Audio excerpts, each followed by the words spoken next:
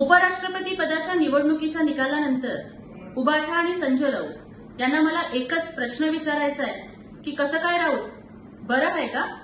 आणि तुमचे खासदार फुटले म्हणून ऐकलं, ते खरं आहे का? आतापर्यंत कुठल्याही निवडणुकीमध्ये विजय मिळाला की मग विरोधक त्याचं खापर हे ईव्हीएम वरती फोडायचे आणि बॅलेट पेपरवरती निवडणुका घ्या असं आम्हाला आव्हान द्यायचे.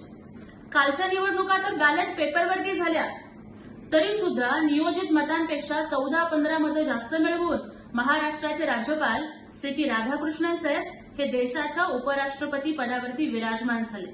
हा लोकशाहीचा विजय आहे आणि या संपूर्ण प्रक्रियेमध्ये उमेदवार प्रतिनिधी आणि प्रक्रिया प्रमुख म्हणून माननीय खासदार डॉक्टर श्रीकांत शिंदे साहेब यांनी पार पाडलेली अभ्यासू भूमिका याचा सिंहाचा वाटा आहे.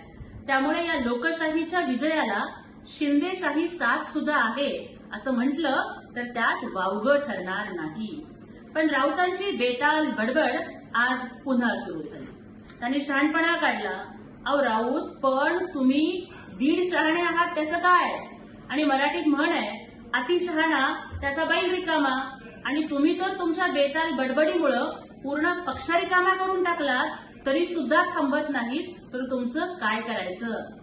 खरं तर माननीय श्रीकांत शिंदे साहेब हे कालच बोलले की समझने वाले को इशारा काफी है.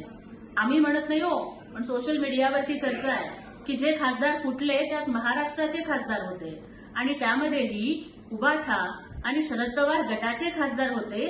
याला हे लोक उत्तर काय देणार? त्यामुळे दुसऱ्याला एसआयटी स्थापन करा असा सल्ला देण्यापेक्षा राऊत, तुम्ही तुमच्या पक्षामध्ये एनआयटी स्थापन करा, निष्ठावंत इन्व्हेस्टिगेशन टीम. म्हणजे तुमच्या पक्षात आता कोण निष्ठावंत उरलंय ह्याचा तुम्ही शोध घेण्याची गरज आहे.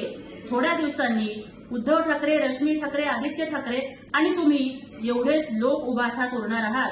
कारण माझं कुटुंब माझी जबाबदारी करत राहिलं की एवढंच राहील. राहता राहिला गोष्ट शहाणपणाचा.